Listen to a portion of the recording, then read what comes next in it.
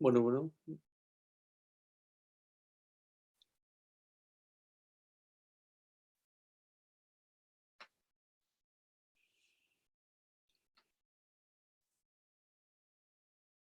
Buenos días, profesor Arturo.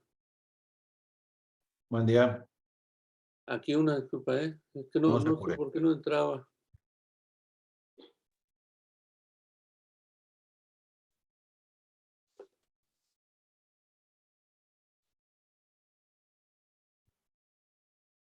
Buenos días.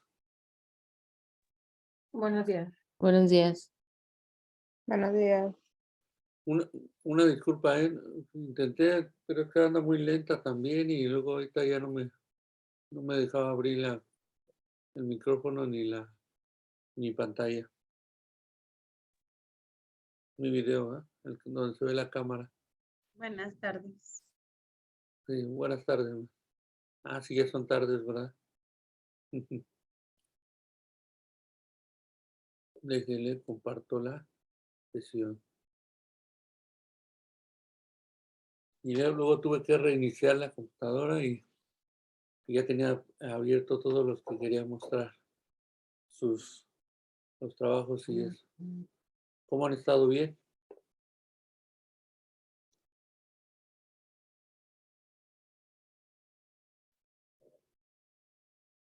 Qué bueno. Bien, bien. Doctor, me parece que hay unos compañeros en espera, no sé si ya se les... Sí, es que está tardando, ya la admití, está tardando anda medio lenta mi computadora, creo. O va a ser mi internet.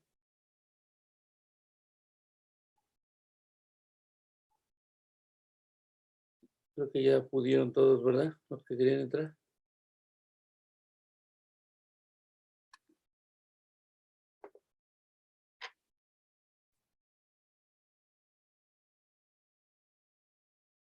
Buenas tardes, maestro. Buenas tardes. Creo que sí, ya son todos, ¿verdad? Bueno, de todos modos, ahorita lo... Vamos a tomar, bueno, como veíamos, y bueno, bienvenido primero a todos por su participación el día de hoy. Espero que también les resulte interesante lo que vamos a ver de historia y filosofía de la educación en México y el aporte. No podemos dejarlo todavía limitado a lo que vimos en el aspecto anterior. Mucho de lo que ustedes están ofreciendo y que va a ser retomado en esta sesión tiene que ver con las necesidades de conocer el aporte desde la filosofía misma de la educación, cuál es el enfoque que se trae en el país a partir del siglo XVIII, XIX, primordialmente ya hablamos de un arranque con esas consideraciones. Y ustedes ahorita mandaron unos podcasts bastante bien elaborados. A mí me tardaba mucho por eso, porque ya los había abierto todos y tenía listo el video también que nos preparó la maestra. Ahorita la que no quiero dejar de mencionar y ahorita lo vemos. Ese video también muy, muy, muy interesante sobre la educación y filosofía, historia y filosofía de la educación en México y las consideraciones que han hecho ustedes cada uno de sus aportes del podcast. Para ello, creo oportuno, más que hablar ahorita temáticamente de lo que ya hemos abordado y que vendría después, y que lo tenía preparado para presentarlo aquí en estas diapositivas. Vamos a conocer varios enfoques de la educación. Y para eso, para abrir con este primer acercamiento, vamos a conocer otra vez qué hace la maestra Claudia con su podcast que desarrolla el Estado y las clases sociales. Y luego viene el maestro Arturo, muy, muy interesante cómo lo aborda. Yo creo que será tema también de platicarlo muy bien. bueno, también la maestra Perla. Con ella aterrizamos porque es interesante cuando ustedes realizan cada quien su aporte de podcast, como que lo empiezan a hilar sin ponerse de acuerdo. Porque cada uno emite una opinión para iniciar y luego viene el reforzar esa idea y manejarlo ampliamente, y luego como el hecho de aterrizarlo o llevarlo a la práctica. También la maestra Clara no se queda atrás con su Profe, aporte. Adelante, maestra. perdón, ya habíamos Ah, visto algunos la sesión anterior. sí, el de la maestra, ay, no me acuerdo, no, el de la maestra Clara lo habíamos visto, ¿verdad? No, el mío sí. Y el de usted, pero quisiera nomás recordarle esto para ver el cierre de esto, del Estado y las clases sociales que ofrece la maestra, y posteriormente el video que lo tengo aquí preparado para no errar en esto, y esta filosofía de la maestra Perla, para cerrar con esta, bueno, no cerrar, abordar lo que es lo que ofrece la maestra Emily sobre la formación, la educación y la formación del Estado mexicano, cómo es que se da, y creo que lo aborda bastante amplio y va a ser tema interesante para nosotros. Bien, entonces me decía el maestro Arturo y que lo habíamos visto.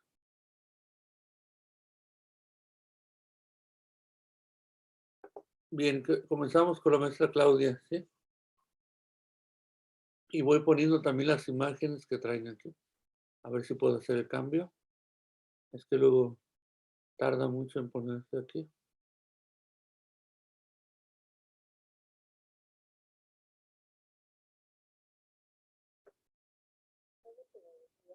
A ver si se escucha bien. Seminario Historia y Filosofía de la Educación en México. Profesor Osvaldo García Martínez. Alumna Claudia Tobar González. Objetivo: presentar el panorama de la educación en México, del cómo se ve afectada por las clases sociales y de los países que, controlando la economía, también afectan los procesos educativos. Buenas noches. Cuando se habla del poder del Estado, nos remitimos a las clases sociales, pues son estas las que en una sociedad desigual ejercen el poder.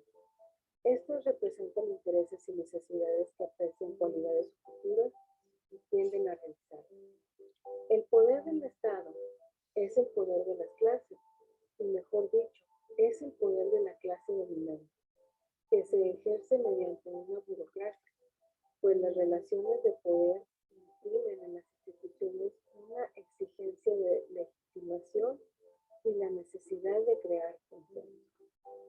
Hablar de formación social mexicana no es solo el conjunto de modos de producción que coexisten en un momento histórico determinado, sino todas las relaciones de producción y las correspondientes formas jurídicas, políticas e ideológicas y las manifestaciones culturales que la distinguen.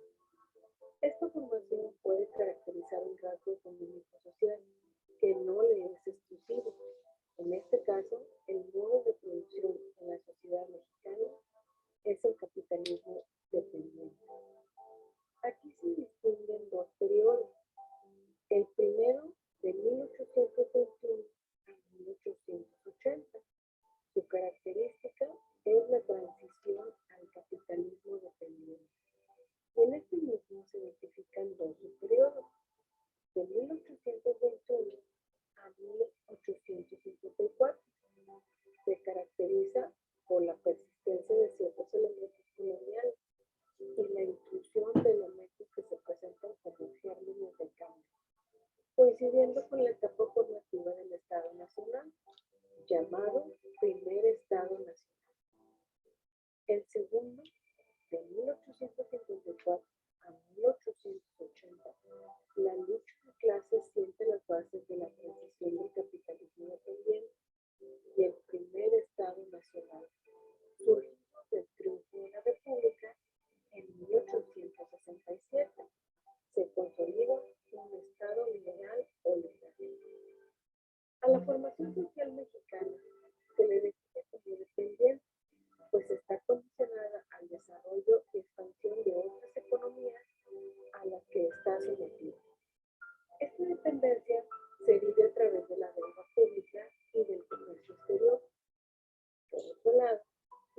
inversión extranjera directa extrae y exporta productos primarios.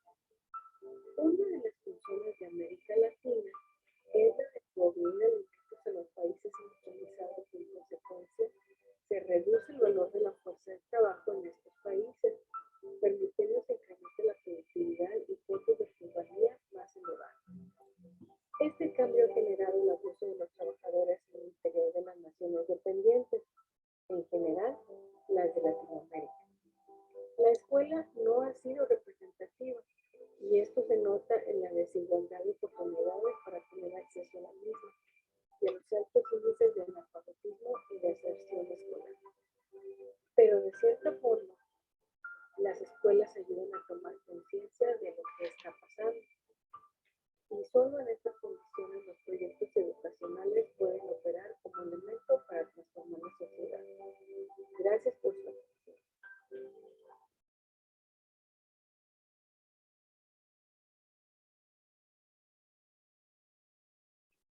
Miren, aquí, bueno, antes de entrar de lleno con lo que mencionaba la maestra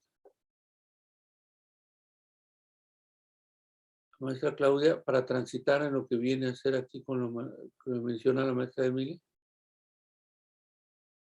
En la cuestión entonces decíamos de los proyectos educativos, ahora sí buscar, digamos, ya traen toda una perspectiva teórica, una perspectiva o propuesta política educativa, pero ahora lo que se necesita es cómo vincular y también articular la propuesta ideológica con un proyecto ya pragmático, por decirlo así, de la educación en sí. Uno de los factores que encontramos y que ya lo habíamos visto con anterioridad es la necesidad también de tener una vinculación directa o un aporte de la situación que está ocurriendo en el momento. Para el siglo XIX, entonces, hallábamos esas diferencias sustanciales, recordando para que no terminar de referenciar que antes de la independencia, los grandes apostadores por los cambios institucionales van a ser las reformas borbónicas. El Imperio Borbónico viene a hablarnos de cambios en lo económico, en lo político, en lo comercial y sin lugar a dudas en lo educativo. Cuando se viene la propuesta de crear instituciones universitarias en el territorio, en el nuevo territorio español o novohispano, se les permite a estos criollos, principalmente, acceder a estos puestos de educación. Y al mismo tiempo encontramos grupos españoles que vienen de la península a instaurar también universidades, a proyectos educativos, etcétera, y que le permiten hablar de un desarrollo consciente y real de la educación para a finales del siglo XVIII. La semilla se siembra ahí. Las reformas borbónicas vienen a instaurar entonces una apertura ilustrada, una apertura de liberalismo, que posteriormente se busca limitar cuando ya se dan cuenta que hay mucha queja, una postura crítica del otro bando, y se decide entonces cortar de tajo con estas propuestas que se traen desde lo liberal, de las propuestas borbónicas, y no terminan por cuajar muchos de los proyectos universitarios que se pretendían implementar en el país o en la Nueva España. Los criollos no están de acuerdo, toman en consideración esos aspectos estructurales que vienen arrastrando en la cuestión de la corrupción, del comercio limitado. Las reformas borbónicas lo que hacen es tomar el control del país, pero de las distintas intendencias, porque ya dejan de ser denominadas encomiendas, se les hace un lado a los intermediarios, a los denominados encomenderos, y se dice, ahora se va a hacer el cobro directo. Una de las reformas borbónicas hace esto. el rey va a pedir directamente el impuesto a cada una de las intendencias. Se va a evitar lo intermediario. Esto provoca también una crisis económica o una crisis social derivado de estos grupos que habían recibido muchos incentivos producto de esa corrupción. Y a su vez también no se les permite comercializar entre colonias. Entonces el Reino de la Nueva España no tiene permitido tener relaciones comerciales con el Reino del Perú, mucho menos el Reino de la Plata. Entonces surge ahí un contraste fuerte, viene derivado de esa crisis social, económica y apoyada por el intelecto. Y el sistema educativo mexicano empieza a tener una boyante concepción, me refiero a los que pueden acceder a la educación, que son pocos, pero no dejan de tener influencia porque son los privilegiados de la sociedad novohispana, tienen acceso a esta educación y a su vez también son considerados políticos, algunos de ellos, y que van a la legislatura o a la incipiente proceso de legislatura que se va a formar a partir del siglo XIX y que son herederos de esos intelectuales y comerciantes bien habidos del siglo XVIII. Bien habidos me refiero a que acumularon la riqueza de manera comercial muy distinta a la que acaparaba el aristócrata que la heredaba. Dicho esto, cuando inicia el siglo XIX, encontramos entonces ya un nacionalismo incipiente, si se quiera, forjado de estas identidades criollas, donde no se creen, se dicen pertenecientes a otro tipo de lugar, a una nación propia, considerada como del estilo criollo, con sus propias virtudes y carencias y todo lo que conlleva una organización de ese estilo, y se dicen herederos de un pasado novohispano. Por eso les comentaba, y no sé si lo hice aquí también, la cuestión de traer a la palestra, al escenario nacional, toda esa riqueza mesoamericana. Y empieza a haber discursos donde se habla de la necesidad de acercarse a ese tipo de conocimiento,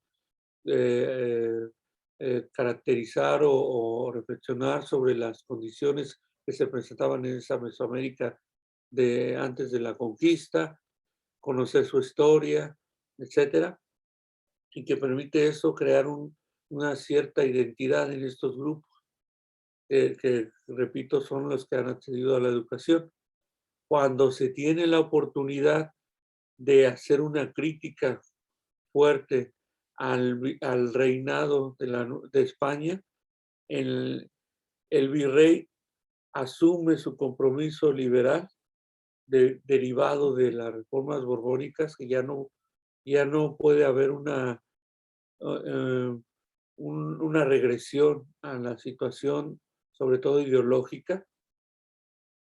Se empieza a dar de manera boyante esa crítica a lo que está sucediendo en la Nueva España, en la metrópoli, producto también de una crisis en España de la invasión napoleónica, que hacen los grupos más representativos e ilustrados que sí hay en la Nueva España, declararse en un primer momento fieles a Fernando VII, porque Napoleón quita a Fernando VII y pone a uno de sus representantes en España, que sería Napoleón III, si mal no recuerdo, y deciden entonces en la Nueva España tomar postura y decir, somos fieles a Fernando VII, desconocemos al nuevo usurpador del poder, pero recordemos que ya viene una ola ideológica muy fuerte y que al mismo tiempo, cuando regrese Fernando VII a tomar el trono, ya se resulta que tampoco se le va a reconocer, porque la Constitución de Cádiz también ya empezaba a forjar en España una idea o tomar uno de los referentes primordiales de la Revolución Francesa, de las libertades, sobre todo de pensamiento y de postura política y todo lo que conlleva esto. Y en la Nueva España deciden también tomar un rumbo propio. Todo esto se enmarca con la necesidad entonces también de elaborar, por lo menos de manera incipiente, un proyecto educativo que vaya enfocado con esta razón de ser.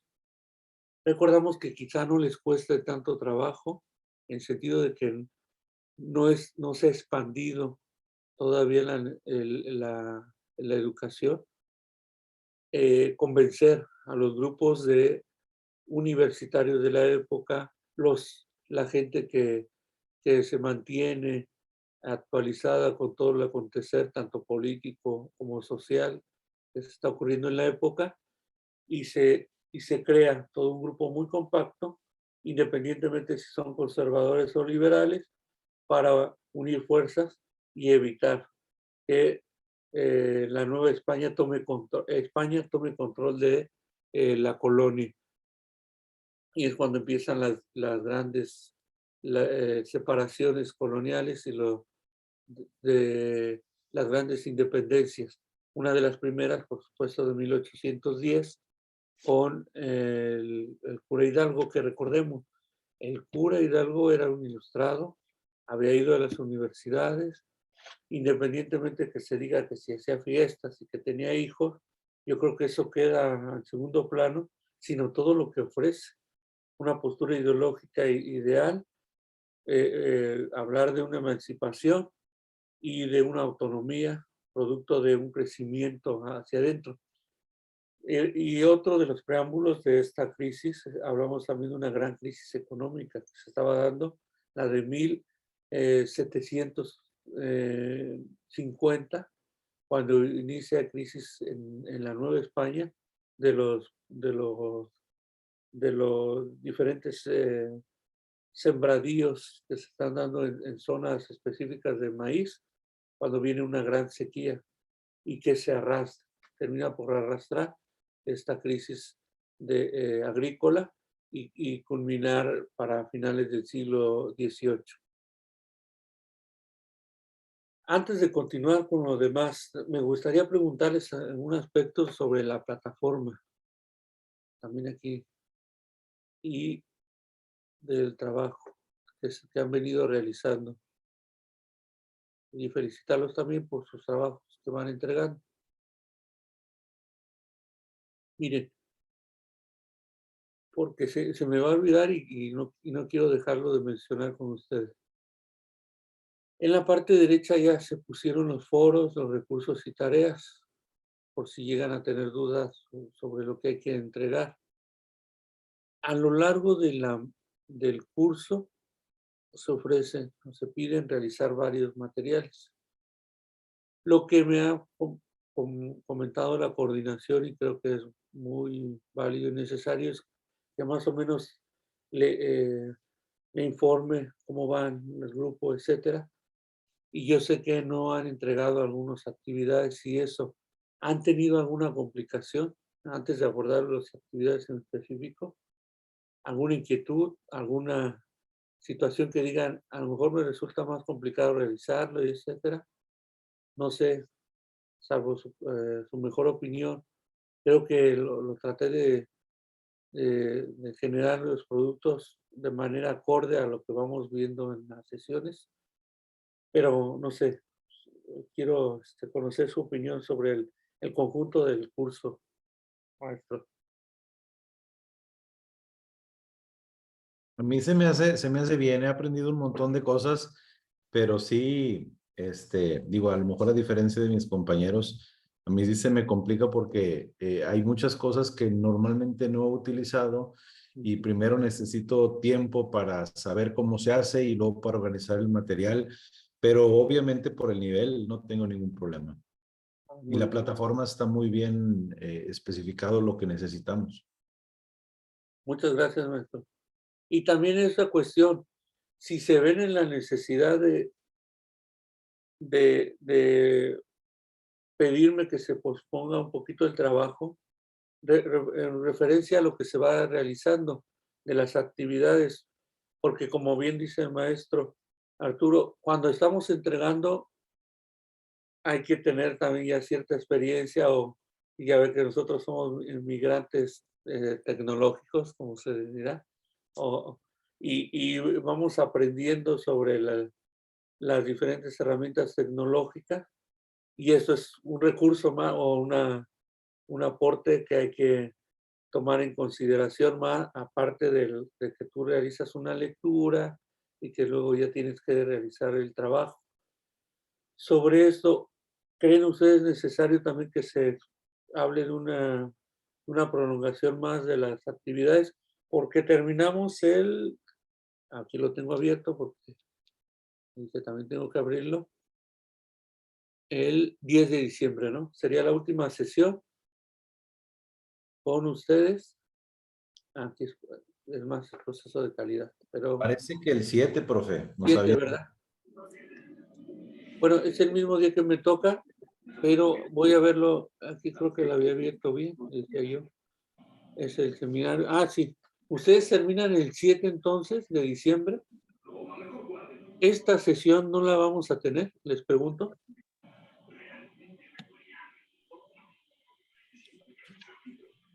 Nos dijo que esa sesión no. La del 10, ¿verdad? La del 7. Ah, porque aquí me aparecía ahora como 10, pues estaba checando, dije, a lo mejor me equivoqué yo.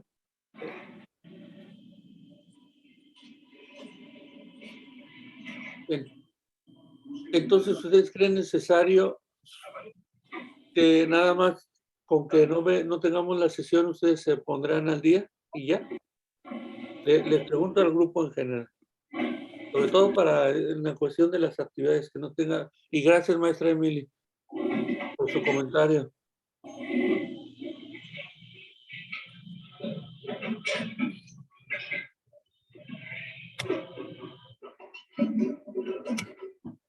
¿Alguien más? ¿Algún comentario, duda sobre esto? Entonces, tendríamos hasta el 7 de diciembre para entregar todas las actividades que nos hagan falta. Miren, yo propongo esto. El 10 de diciembre es el sábado, ¿no? Sí. El 7 de diciembre sería, se dice que terminan ustedes es el jueves, ¿no? ¿7? No, miércoles. El 7 es miércoles. Propondría esto, salvo mejor opinión de ustedes. Considerar con la maestra si ustedes no requieran la sesión del 10 o del 7, independiente de eso, y que ya se dedique nada más a entregar las actividades y eso, y que ustedes tengan hasta el 11, hasta el 12 de diciembre para entregar. A mí me parece muy bien, la verdad. A mí también. Y ya aunque no tuviéramos la sesión última, pero sí que ustedes tengan un espacio más para entregarlo el 12, ¿no? Sí, por mí está muy bien. No sé a mis compañeros qué les parezca. Muy bien. Como sea, ustedes me comentan, me dicen si está claridad y ya a lo largo de la sesión, ahorita que veamos. Otro aspecto también de la cuestión de las actividades. En estas, aquí creo que no ha habido dificultad.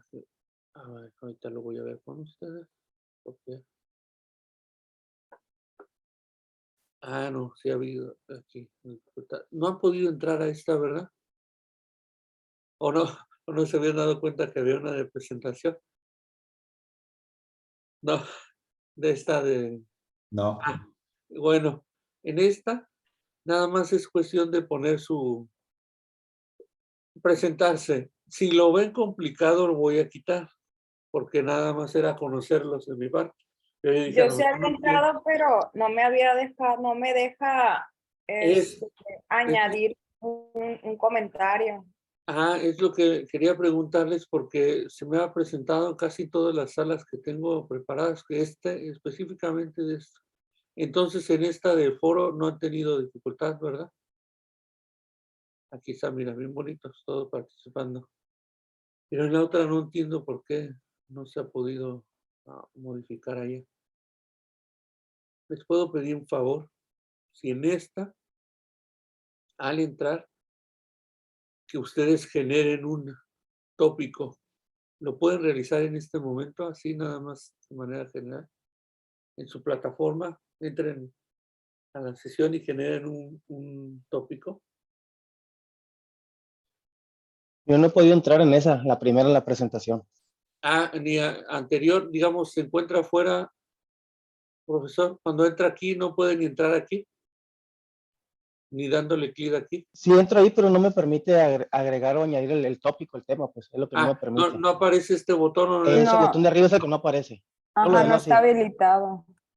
Es que no sé, aquí no sé por qué ocurrió esto, pero ya lo voy a verificar porque en las otras no he tenido dificultad, digamos, y en todas me presenta esta parte. A lo mejor si se va a configuración, donde esté la herramientita, a ver, despliegue ese menú.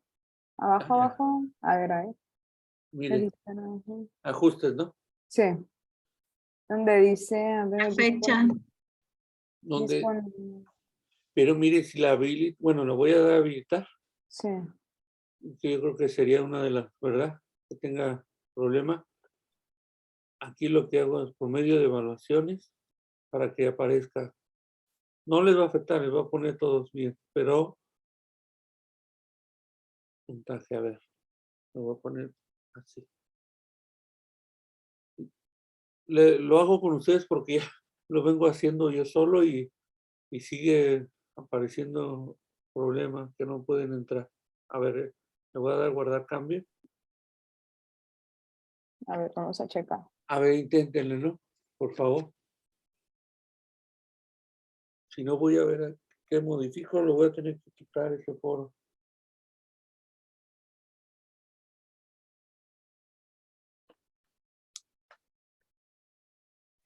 Dice, No, la no fecha deja. de entrega para publicar en este foro era sábado 12 de noviembre hasta las 12:32. Como que sí se registró que modificó el horario. En ¿verdad? ¿Verdad? Nada más póngale 23 horas porque las 12 es en la madrugada. O póngale el día de mañana. A ver Sí, qué, mañana. mire, vámonos así, al 10 de diciembre, por ejemplo, o el 12, ¿va? Lo voy a poner el 12, a ver, ahora sí. Y si es eso, ya se arregla. Y les voy a agradecer al maravilloso grupo de Historia y Filosofía. Porque no he podido, 12 de diciembre, dice. Y ya pueden ya realizar, o no, ni No, poner no, tópico, No me nada. aparece el botón. Hija, debe ser algo. Si no, lo voy a tener que prescindir de esa. Porque lo demás todo está bien, los foros, ¿verdad? Bueno, nada más son dos foros. Sí, dos foros. Entonces va bien. Lo voy a quitar. Porque no, vamos a batallarle bastante todavía.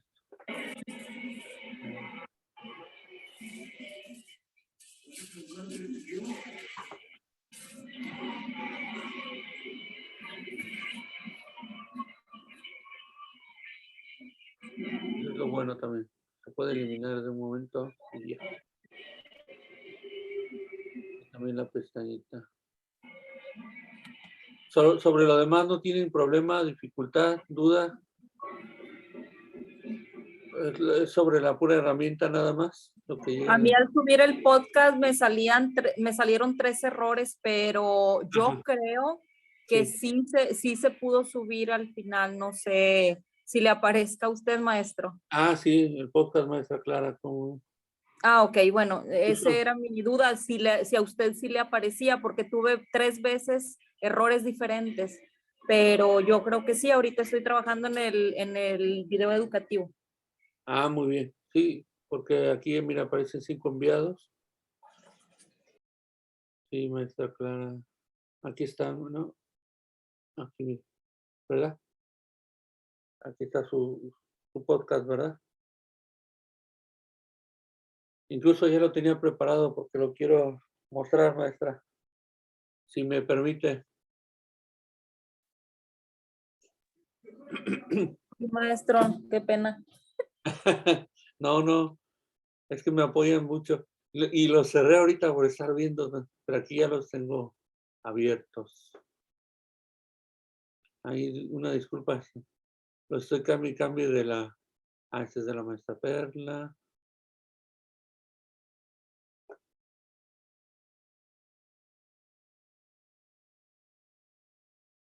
Ese es de usted, ¿verdad, maestra Clara?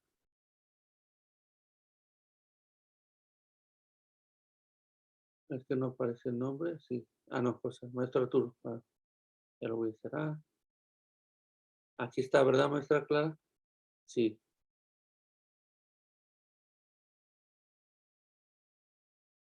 Entonces, todo lo demás, ¿no hay duda ahorita? Por el momento. No. Bien, porque voy a pasarle ese comentario a la maestra Dori.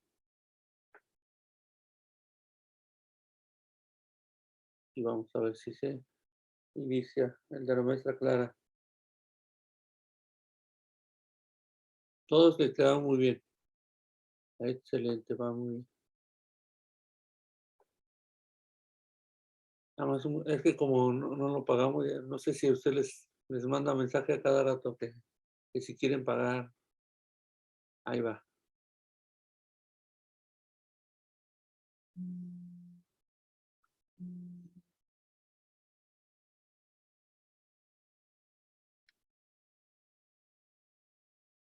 A ver, le voy a intentar aquí.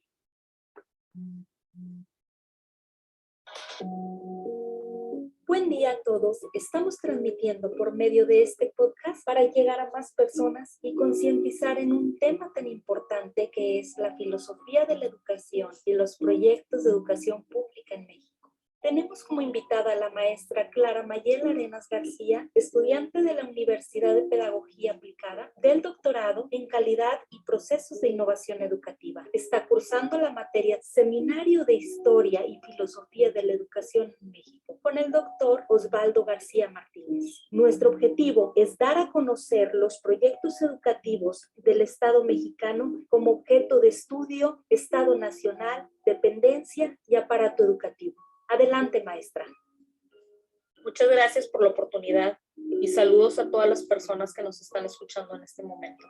Hablaremos de la filosofía en la educación, de su carácter histórico, criterios de valores, contenidos en los proyectos educacionales, los intereses y necesidades de las diversas fuerzas sociales. Estos proyectos contienen sistemas de valores diferentes a la lógica de la lucha por la hegemonía o monopolio. Así es, maestra. Las personas que ejercen el poder pertenecen a una sola clase de una sociedad desigual. ¿Nos podría hablar sobre el poder de Estado? Sí, cuando hablamos del poder de Estado nos dirigimos a las clases como factores reales de poder. El Estado es un conjunto de instituciones estructuradas por las relaciones sociales, que son también relaciones de poder, las cuales dominan y dirigen. Existen centros de poder y la organización jerárquica depende de la relación de fuerzas sociales que están luchando. Solo así es posible entender la autonomía relativa y el autogobierno del Estado con relación a las clases. De acuerdo con lo anterior, el poder de Estado es poder de la clase dominante, que por otra parte se ejerce mediante una burocracia. Es correcto. La hegemonía es derivada de un predominio socioeconómico, porque el Estado es un centro de poder autónomo, capaz de utilizar las clases dominadas como elemento de presión sobre las clases dominantes. Los proyectos de educación pública del Estado mexicano nos obligan a considerar la organización de un consenso y el compromiso histórico-social. Muy interesante, maestra, lo que menciona acerca de los proyectos educacionales del Estado mexicano, que son elementos que surgen de las instituciones del Estado. Por otra parte, ¿qué nos podría compartir acerca del tema formación social mexicana?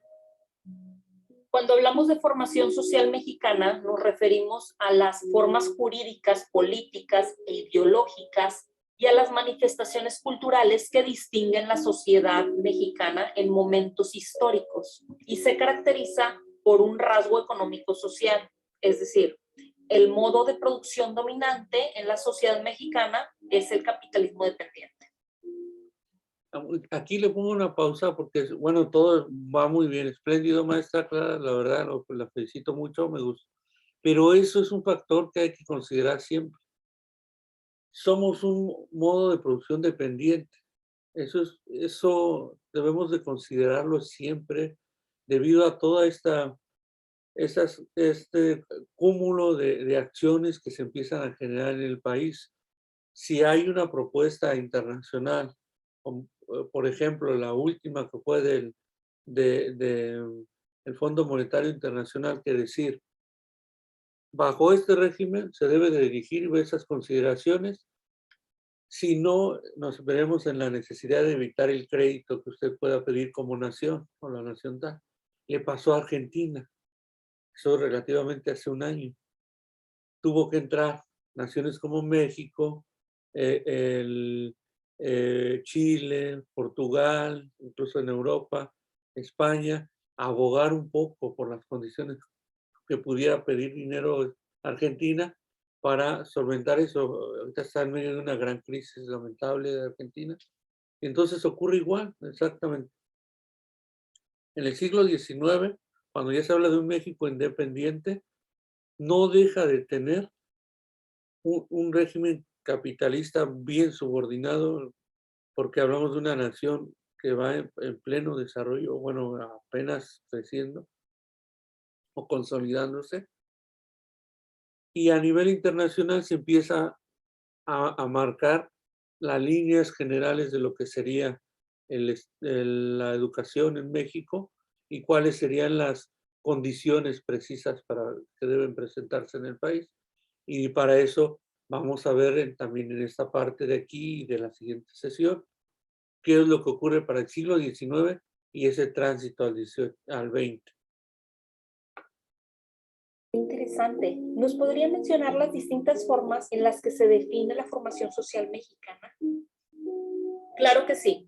Don Santos define la formación social mexicana como dependiente porque su economía nacional depende de economías internacionales a las cuales ha estado sometida. Por otra parte, J.F. Leal explica que la dependencia se define a través de la deuda pública, el crecimiento de la inversión extranjera y la exportación de productos primarios. Gracias a esto se acelera la construcción de los ferrocarriles. Según Mauro Marini, la dependencia se define como la transferencia de valor, una relación de subordinación entre naciones independientes. Silvia y Rodolfo consideran que la dependencia y el sistema político de los países subordinados garanticen el alineamiento y el aparato militar asegure la protección del sistema. También hacen énfasis en la ofensiva ideológica que se despliega sobre los países dependientes. El carácter de capitalismo dependiente que define la sociedad mexicana imprime en el aparato educativo ciertos rasgos que son distintivos en relación con los que manifiestan los aparatos educativos de sociedades desarrolladas.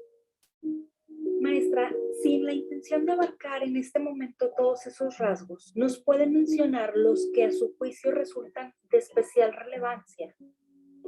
Claro que sí. Como punto 1, el aparato educativo manifiesta una combinación de modelos educativos en el periodo de transición al capitalismo dependiente. Por otro lado, las estructuras sociales y económicas de México sufrieron cambios, pero surgieron conservando muchos de los rasgos esenciales del sistema colonial. Punto 2, la población no tiene la misma posibilidad de acceso al sistema escolar, a la cultura dominante, relaciones estructurales y de poder. Como punto 3, la acumulación del capital se ha basado en la explotación de la fuerza de trabajo no calificada. Ha sido innecesario que el sistema escolar se dedique a formar mano de obra calificada y la función de la educación pública de ideología dominante haya prevalecido sobre formar recursos humanos. Como punto 4, los modelos educativos importados se han configurado como un modelo anhelado por la clase dominante local. Sufrieron las adaptaciones requeridas por la circunstancia histórica. Y punto 5, a pesar de su importancia como aparato ideológico, el aparato educativo no ha sido el predominante en nuestro país, dadas las altas tasas de analfabetismo y diserción escolar. Punto 6 y último es que los niveles de calidad en la educación y la sección de los conocimientos y habilidades actividades que se transmiten ponen en manifiesto la división internacional del saber, que se opera de manera analógica a la división internacional del trabajo. Como conclusión, me gustaría agregar que los proyectos de educación pública, como cualquier elemento estructural, revelan el carácter propio de una sociedad capitalista. Es correcto, y llego a la conclusión de que las relaciones heterogéneas de poder tienen una pertinencia de clase. Muchísimas gracias por su participación, maestra Clara Arenas, y gracias a nuestro auditorio. Muchas gracias por escucharnos y envío un saludo especial al doctor Osvaldo García Martínez. Gracias a todos. Esperamos que esta transmisión haya sido de valor para todas las personas que nos escucharon. Cortamos transmisión. Y entonces aquí vemos lo que nos acaba de explicar uno de los elementos esenciales, y esa es una de las consideraciones. Se trae todo un aparato internacional, institucional, que se asume, y a su vez es muy parecido, y esa es la analogía, lo menciona en uno de los puntos, a las consideraciones del trabajo internacional y cómo debe de operar, cómo debe de funcionar, y la educación termina siendo un regulador exactamente igual en todo sentido y reproductor de mano de obra, al final de cuentas, para nuestras naciones como tal. Recordemos, esto es el paréntesis para empezar a hablarnos también en lo que hace la autora, es recalcar las consideraciones o los aspectos a tomar en cuenta en México, derivado de la imposición internacional, y sobre todo de países hegemónicos, en la forma de educar en México, y que se viene implementando desde finales del siglo XVII, prácticamente todo el XVIII,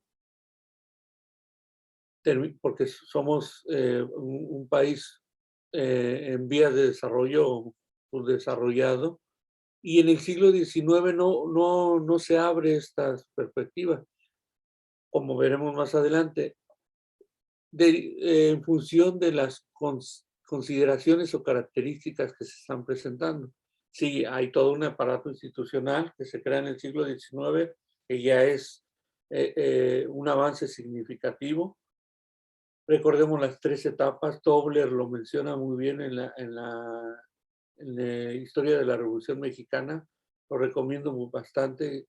Hans Werner Tobler, el autor de este libro, es sueco, sobre todo interesante el historiador, cómo visualiza él el panorama en México, y menciona que para explicar cuáles son los orígenes de la institucionalización en México, que culmina en el 40 para el autor, producto de esa revolución, tiene que tomar mucho del aspecto histórico que sucede en el siglo XIX, y aquí encontramos muchas de las luces que nos permiten reflexionar sobre la educación. Habla de el porfiriato como sinónimo de paz, sí, hasta el momento, cierta estabilidad, pero gran desigualdad económica, y que va a producir la Revolución Mexicana. Y vienen 3 etapas que estoy muy de acuerdo con él, como las plantea. De 1917 a 1920, dice, viene la reestructuración política del país.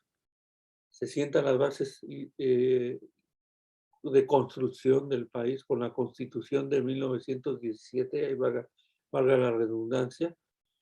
Del 20 hasta 1936 viene la reconstrucción económica del país, con calles y con su maximato, y cierra la reconstrucción social del 36 al 40, donde adquiere un matiz diferente la educación en el cardenismo. Y recuerden que hubo una resistencia fuertísima y oposición. Ustedes lo sabrán, Nuevo León fue de los primeros que estuvo en contra de la instauración de una política, una educación socialista, y recordemos que se tropicalizaba mucho este término, y que se intenta implementar en el país, y Nuevo León encabeza esta resistencia y dice, no estamos de acuerdo porque tiene un carácter muy distinto, producto de conocer esa revolución rusa de 1917 y ver los resultados que se han obtenido hasta el momento, y hacen una crítica directa a esto. Parecería que estoy dando los saltos históricos, pero son necesarios también para traer toda esta consideración filosófica que ya lo planteó apoyándose en la autora, la maestra Clara, sobre cómo se forma un proyecto educativo a través de las constantes internacionales que tienen que ver con esto. Si hay alguna duda sobre esto, comentario, para pasar al video de la maestra.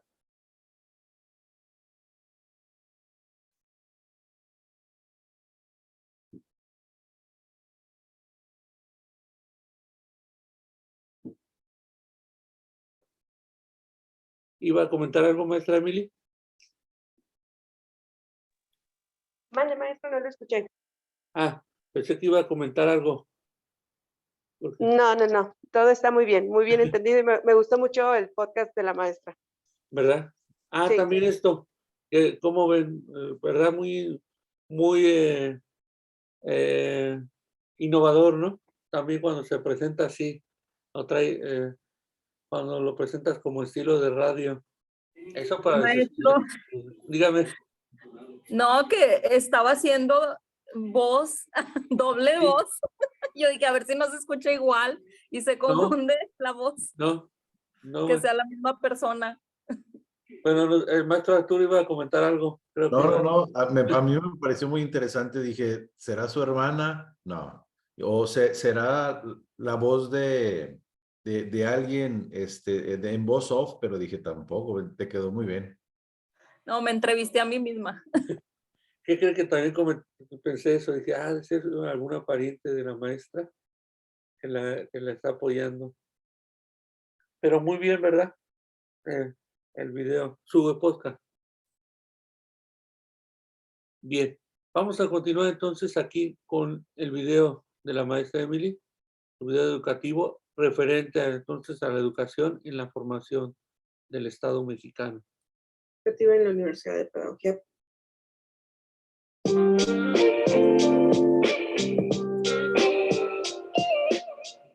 Hola compañeros, soy la alumna Emily Jimena Núñez Malacara. Estudio ahorita el primer tetramestre del doctorado en innovación educativa en la Universidad de Pedagogía Aplicada.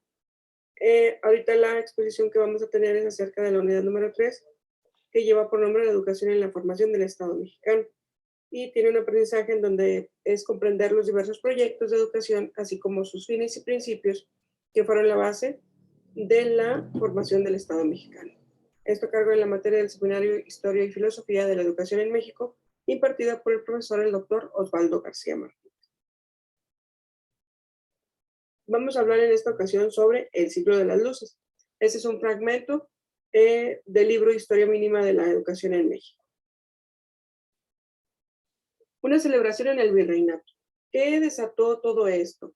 La celebración se centró en la veneración de la Virgen de Guadalupe, pero también incluyó aclamaciones en honor del virreinato mismo y de sus habitantes, así que eran celebraciones compartidas. Pero a causa de esto se desata que gracias a lo de la aparición de la Virgen de Guadalupe, pues se le comenzó a llamar la Guadalupana, y está así como patrona de la Ciudad de México en 1737. Luego de toda la Nueva España en 1746, y finalmente en toda la nación, en todo el mundo, el Papa en Roma el 12 de diciembre la reconoció oficialmente ante la Iglesia Universal, esto en el año de 1754. En consiguiente, pues... Perdón, aquí voy a estar interrumpiendo un poco su video, muy bien de la maestra Emily, pero es importante, bien trascendental este aspecto. Montufa era un virrey que toma muy en serio esta propuesta y en un principio sobre el guadalupanismo, pero también se empieza a generar una polémica muy importante, derivado que se hace un cuestionamiento al origen o no, y eso lo digo con mucho respeto, pero viene en varias de las obras de historia y referentes histórica sobre cuándo había surgido el culto al guadalupanismo, independientemente de creencias, si surge o no, o si se dio la aparición o no. Eso, el dogma queda de lado cuando se empieza a hacer un análisis, y eso lo hace Todorov, un gran historiador. La idea del otro se llama su libro. Cuando la necesidad de un pueblo o de una nación va a surgir por una identidad en un primer momento. Y aquí hablamos de esas grandes identidades. El guadalupanismo forja o forma toda una concepción alrededor de un culto, pero también con la necesidad de identidad de un territorio, de una población, pero con unas condiciones fisiológicas también, muy afines a la persona, muy afines al creyente, y que sea parte, y que la asumen como más allá de un enfoque nacionalista, identitario. Traemos, digamos, a colación, por un referente actual. Se ha hecho mucho comentario, se ha dicho bastante sobre lo que es esta última película de Black Panther, que se hace una referencia a la cultura mesoamericana. Y ya ve que Namor ahora resulta que surge de la antepasado prehispánico maya de esta ciudad, el niño sin amor, que le dice, y ya le entendí cuando vi la película, le dije, ¿por qué le dicen niño sin amor? Pues, ya viene ahí, no les quiero comentar, véanla, yo creo que es muy interesante verla. Y esto habla del enfoque primordial que se le da a todo ese pasado prehispánico y que se retoma con fuerza nuevamente con la creencia importantísima sobre la aparición de la Virgen de Guadalupe. Historiadores actuales, Quintino, un maestro que tuve bastante destacado, mencionaba en la clase que nos impartía. En ese momento el historiador no está preocupado por, o no debería de estar tampoco preocupado por conocer si se dio estas apariciones o no, sino por el fenómeno mismo. ¿Qué ocurre? ¿Cómo es que una población como la mexicana se identifica tan plenamente con la figura, la imagen y representación de la Virgen de Guadalupe, y que se mantiene hasta la actualidad? Vean ustedes, lean la de Bandidos del Río los Bandidos del Río Bravo. No, les voy a decir el título bien, porque la leí hace tiempo. Y es un mosaico tan espléndido cuando abre los primeros 2 capítulos de esa gran novela. Es un mosaico para mostrarnos lo que ocurre en la procesión hacia la Virgen de Guadalupe. Y eso ha trascendido. Hasta la actualidad se criticará a la institución, incluso los fieles creo que van a la baja en la cuestión de la religiosidad, pero no deja de tener una importancia fuerte en el ámbito de la identidad, del forjar una nación alrededor de una figura del orden religioso tan fuerte. para esa época, como lo menciona la maestra Emily, se hace una polémica respecto a esto. Hay todo una celebración, pero en conjunto también todo un razonamiento, y entonces hablamos de la necesidad de identificarnos y de crear una conciencia o lo que sería los primeros pasos de una conciencia nacional como tal. ¿Alguna duda o comentario sobre esto? Manuel Paino, Los bandidos del Río Frío. Dice, me A tengo que causa de acordar. esto, de que ya se dio a que la Virgen de Guadalupe fue venerada en todo el mundo, pues se admiraban las riquezas naturales del Nuevo Mundo, se logró conocer las cifras de población y también se empieza a conocer la producción agrícola, minera y comercial. A causa de esta situación que hubo pues ya reconocer a la Virgen de Guadalupe como parte de los santos importantes, ¿verdad? Se dio a conocer también, como que se abrió más campo, hubo más visión, un poco más de libertad. El gobierno empezó a ser más presente en esos momentos. Se crea también la conciencia de identidad nacional. Les digo, esto gracias a lo de la Virgen de Guadalupe, en ser un reino de recursos y urbanístico. En este caso se desarrolla lo que es el nacionalismo intelectual, en donde se comenzaron a desarrollar las bibliotecas mexicanas, que fue un logro acerca de la sociedad indígena. Pero les digo, fue pauta y fue poco a poco. El 25 de junio de 1767, en los colegios jesuitas, los soldados del rey entraron a los colegios y aprisionaron a los miembros de la Compañía de Jesús. Todo esto impulsado por Carlos III, en donde pues ya no se quería ver esos regímenes como parte del desarrollo de los indígenas, sino que ya querían ir avanzando más y más en mejora de todo esto. Clavijero, él es profesor en Valladolid y dio prioridad a la metafísica y a la experimentación. Comenzó a acercar a los indígenas en el desarrollo de estas ciencias. En este caso, también el virrey Cruz exigió que, de una vez para lo venidero, pues deben saber los súbditos del gran monarca que ocupa el trono de España, que nacieron para callar y obedecer y no para discutir ni opinar en los altos asuntos del gobierno. Se comenzaba a ver ahí como que una separación entre iglesia y gobierno. Más sin embargo, siento yo que esto fue poco a poco y el gobierno insistió hasta pues ahorita como lo estamos desarrollando. En estos tiempos también en el siglo de las luces los franciscanos, dominicos y agustinos quedaron a cargo de los cursos. Abrieron colegios, los cuales antes pertenecían a los jesuitas, ahora ya en manos del gobierno, en donde ya ellos empezaban a desarrollar sus clases y sus cursos. También se dio la parte de la ilustración, entendida esta como intereses del gobierno por promover virtudes, ciencia y artes.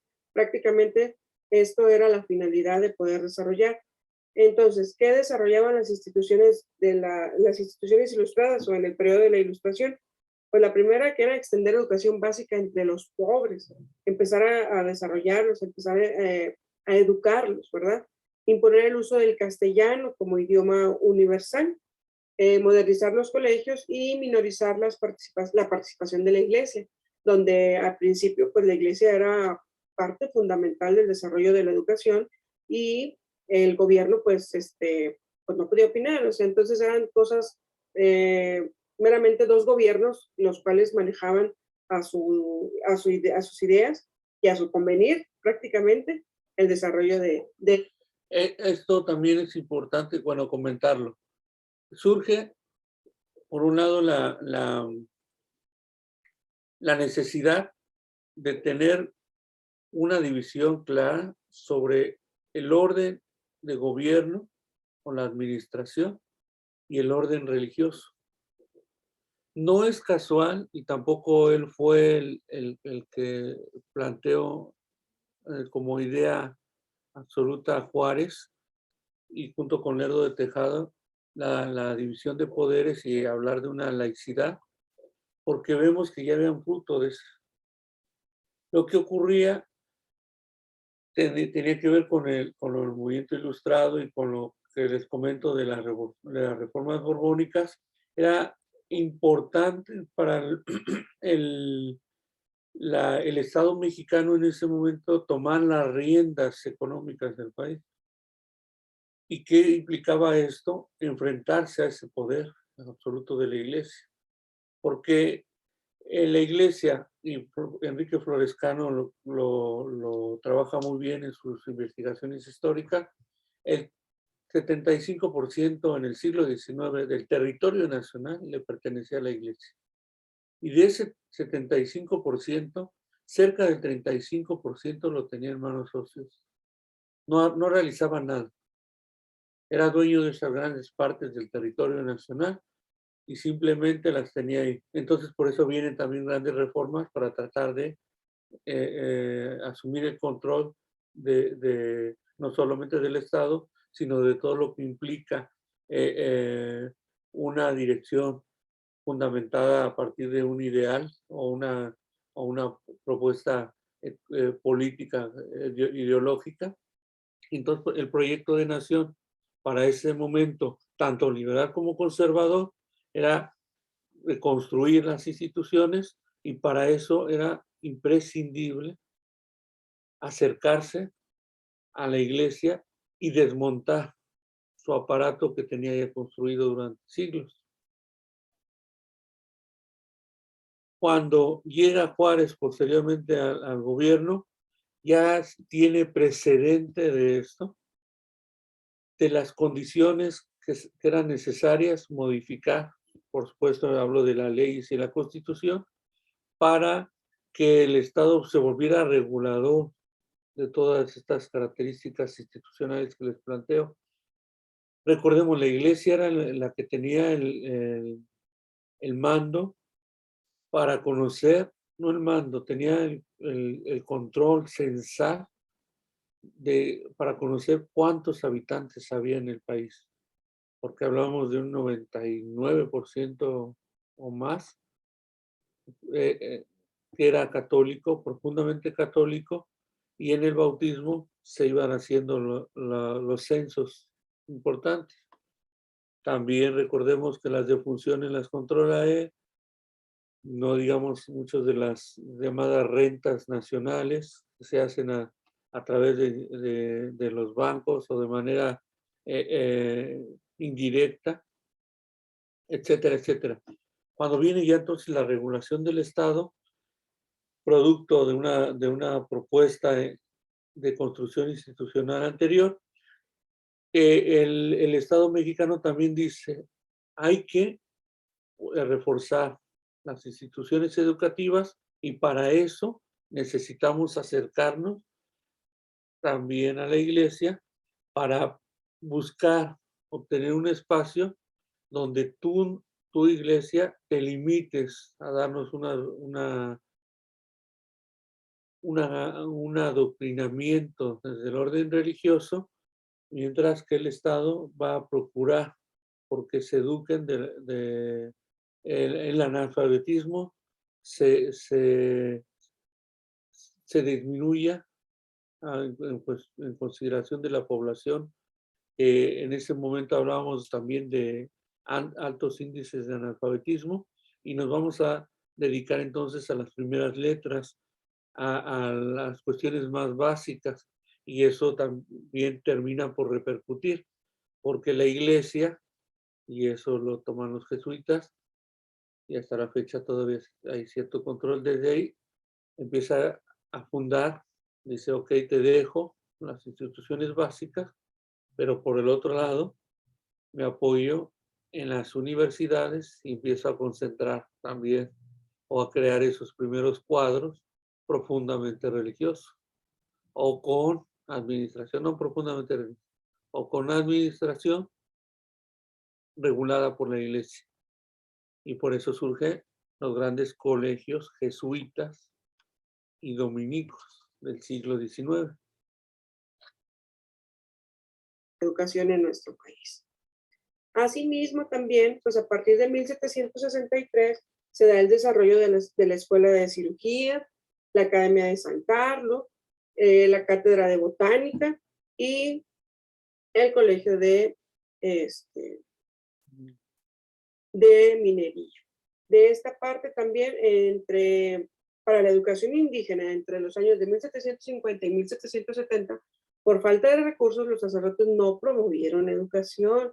Entonces, en estos años que se desarrollan entre el 50 y el 70, pues se detuvo. Entonces, era gente pues que prácticamente solo ayudaba con mano de obra, por decirlo de alguna manera. Pero durante el gobierno de Carlos III se promovió la educación de las primeras letras, mismo que con los ahorros de los indígenas que había en las cajas de fondo, ellos mismos pagaron su educación. O sea, les pidieron sus ahorros y comenzaron a desarrollar para que hubiera educación y sobre todo pues que se empezara a educar a los indígenas. ¿Qué fue lo que pasó aquí en cuestión de finanzas? Los gobernantes indígenas ya no eran libres de usar sus fondos de ahorro. ¿Por qué? Prácticamente aquí el gasto que se hacía para las fiestas religiosas tenía que estar apegado a los lineamientos de los contadores de México. Tú tenías que pedir un permiso y ver esos lineamientos, si me convenían, yo como indígena, ¿verdad? En cuanto a la elaboración de la fiesta, si era de mi agrado, pues lo hacía, y si no, pues no lo hacías porque no te daban el permiso los contadores, y pues lógico, no había recursos. Uno de los pocos gastos que ellos promovían, ¿verdad? Era un salario para un maestro de escuela. Era lo más que los contadores de México podían apoyarte y de una manera segura para que los maestros pudieran desarrollar sus clases, ¿verdad? También en los pueblos indios, sacerdotes, criollos e indígenas y los padres de familia se opusieron a la enseñanza obligatoria del castellano, como que el castellano decían, no, yo quiero seguir conservando mi idioma, o en este caso las lenguas, ¿verdad? El tipo de lenguas indígenas que eran variantes y hasta la fecha conocemos muchas lenguas indígenas y que por lo mismo decían, es que no podemos permitir que vengan a invadirnos y que quieran quitarnos lo que era nuestro idioma o lengua. Sin embargo, el monarca ordenó que se desterraran los diferentes idiomas de toda la monarquía y que solo se hablara el castellano. Pues sí, lógico, porque pues lo que querían era empezarlos a educar y que pues hicieran lo que ellos querían, ¿no? En 1697 los indios pueden ser ordenados en sacris,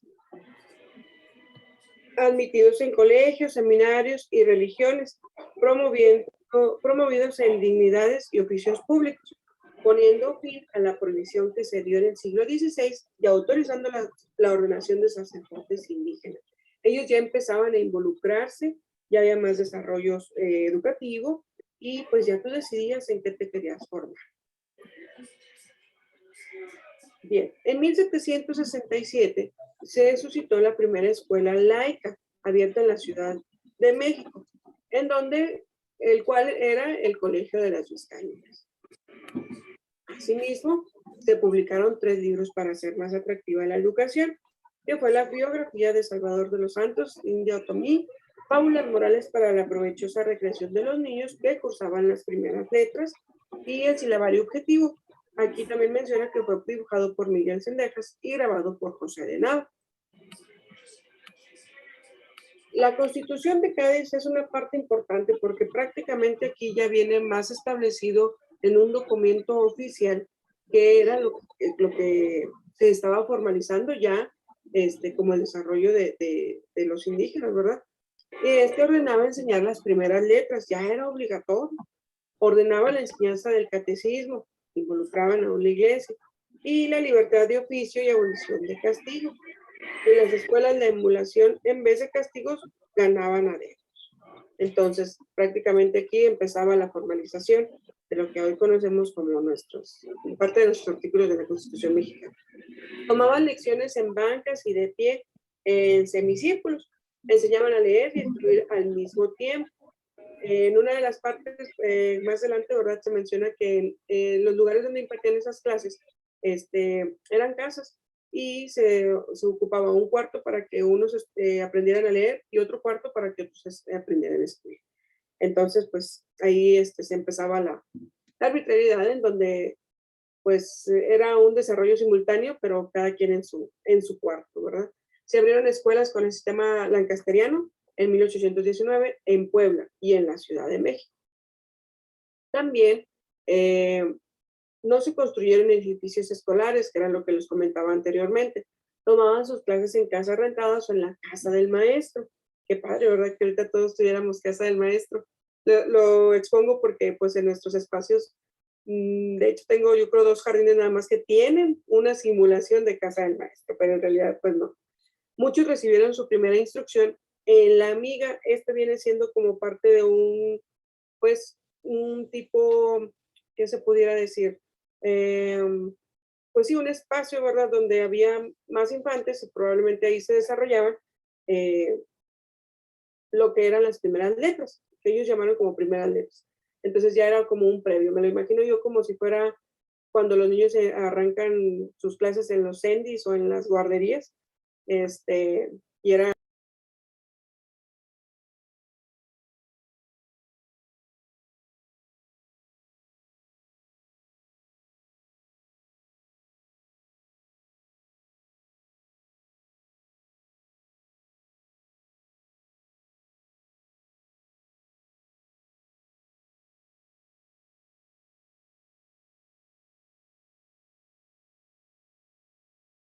Doctor, se dejó de escuchar o no sé si nada más soy yo. No, Yo sí se tampoco dejó de lo escuchar.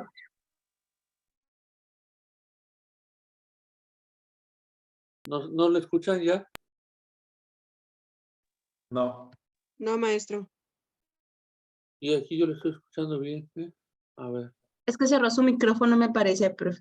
Ah, ya. Salían Sí, es acá, cierto. salían, ¿En qué parte? ¿Un poquito más atrás? ¿Ahí? ¿O más? Sí, ahí. Sí, ahí, ¿verdad? Ahí, maestro. Sí, Sí, lo había cerrado, tienes razón.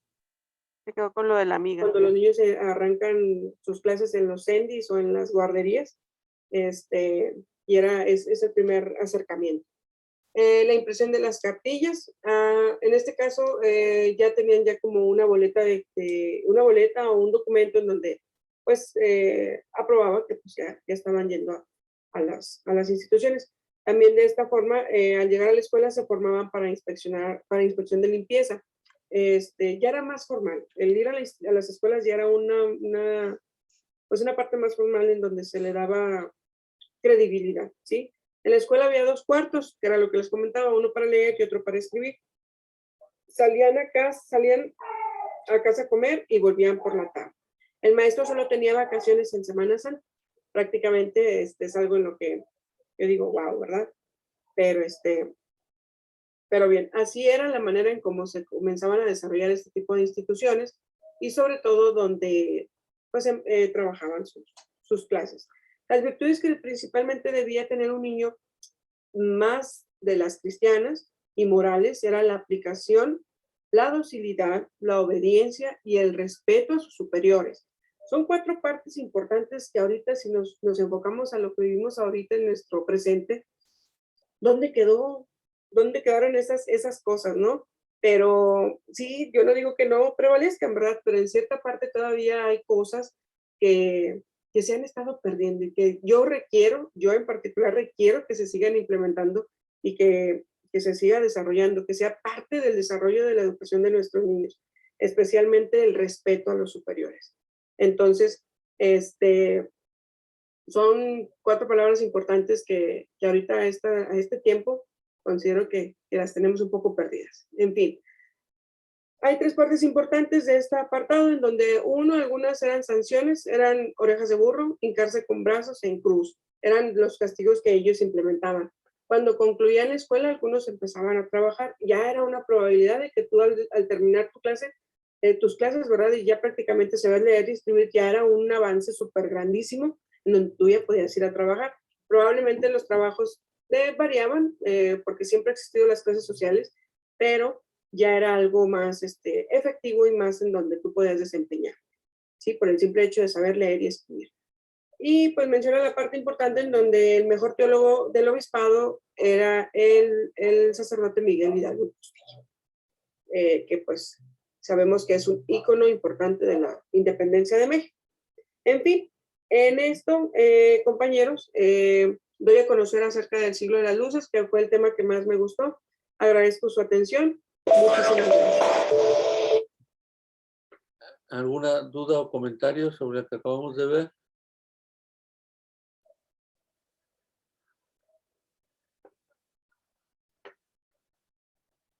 ¿Todo bien? ¿Todo correcto? Bien. Muy bien. Todo bien. Muy bien, gracias, sí, maestra. Déjenme que traen un ruidero acá afuera.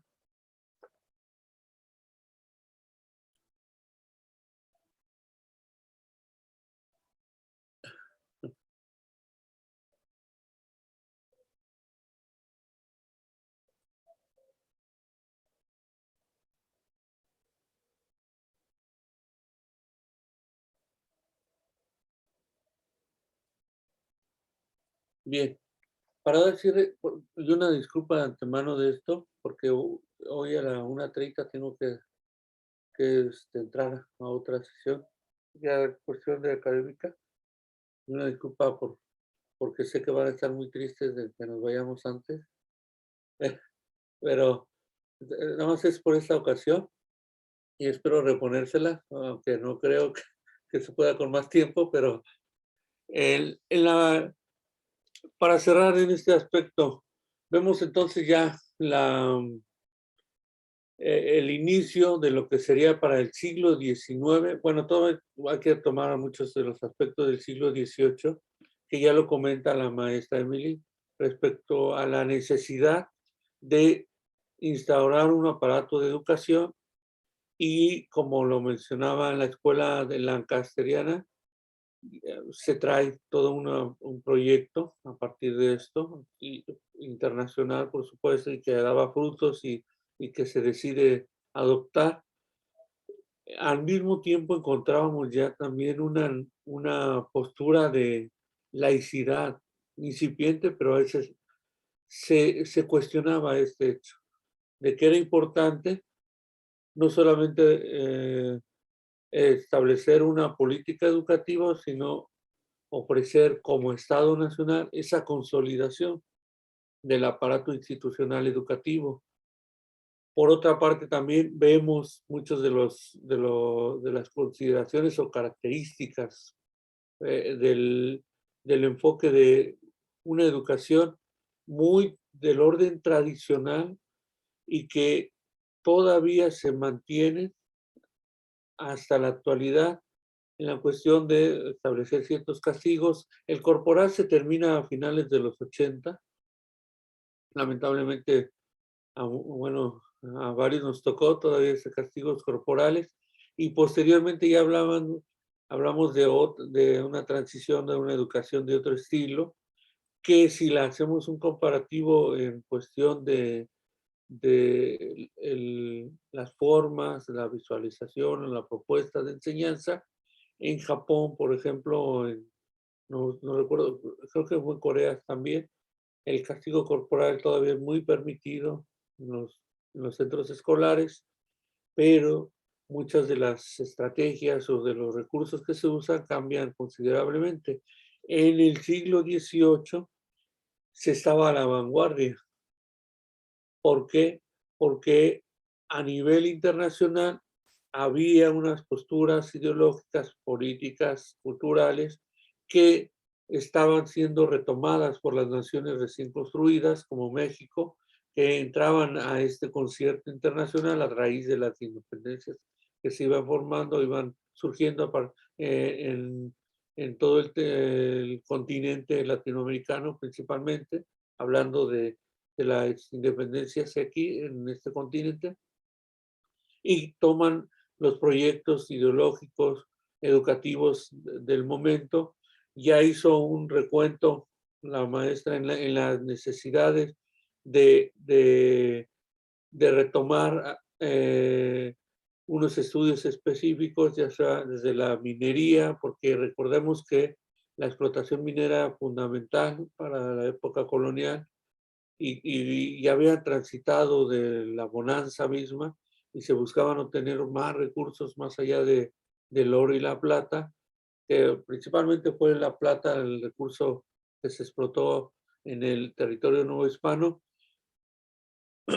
Hablamos también de ciertas ingenierías, la abogacía, otro de los factores importantes para el desarrollo de las diferentes profesiones, encontramos como las primeros formadores, educadores de la nación, que se decía, bueno, cuando se da ese momento de crisis de mano de obra o de profesores, se recurre a los mismos estudiantes avanzados para que ellos se vuelvan repetidores de la información o de conocimiento.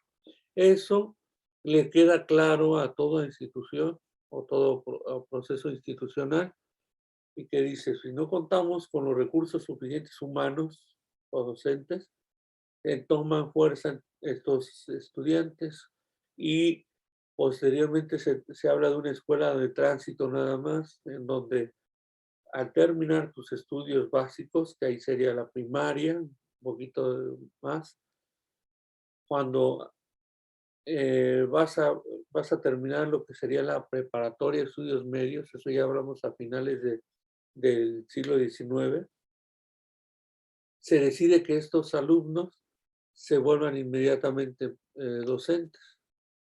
Y esa tradición se va hasta el siglo XX, cuando los estudiantes de secundaria ingresaban a las escuelas normales, por eso la denominación de escuela normal, e inmediatamente al terminar la escuela normal, se dedicaban a la docencia.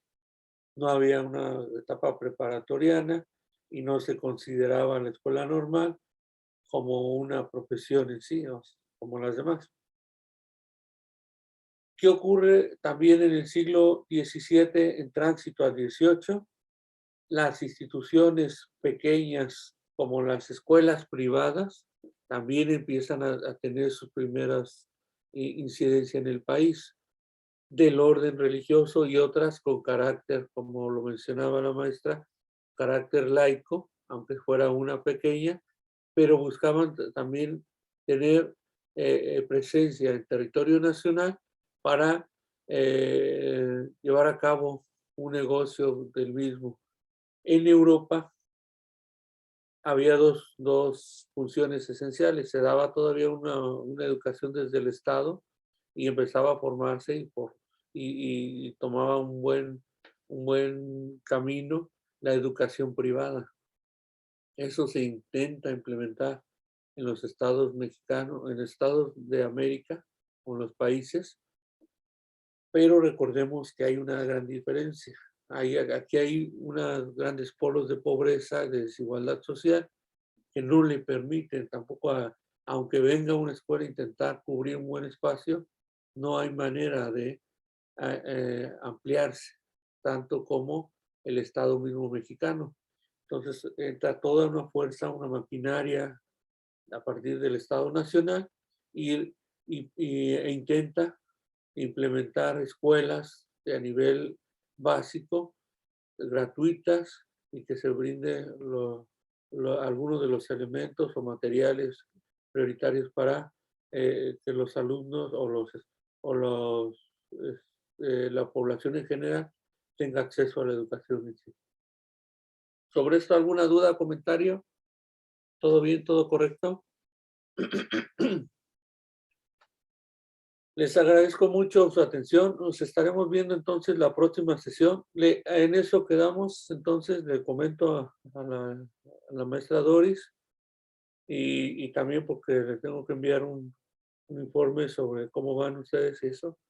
Yo le digo que muy bien, que andan todos al 100%, y van a entregar sus actividades y todo en tiempo y forma. Pero pues, voy a sugerirle eso, que sea el 12 de diciembre, que entreguen el límite, ¿no?, de sus actividades. Si no hay dudas, comentarios, nos estaremos viendo en la próxima sesión. ¿Usted nos avisaría sobre la fecha límite de entrega? Sí, maestra. Ok, muy bien. Gracias. Nos vemos. Que estén muy bien. Hasta luego. Gracias, Buenas doctor. tardes, compañeros. Hasta luego. Pero... Cuídense mucho. Gracias, hasta luego. Gracias.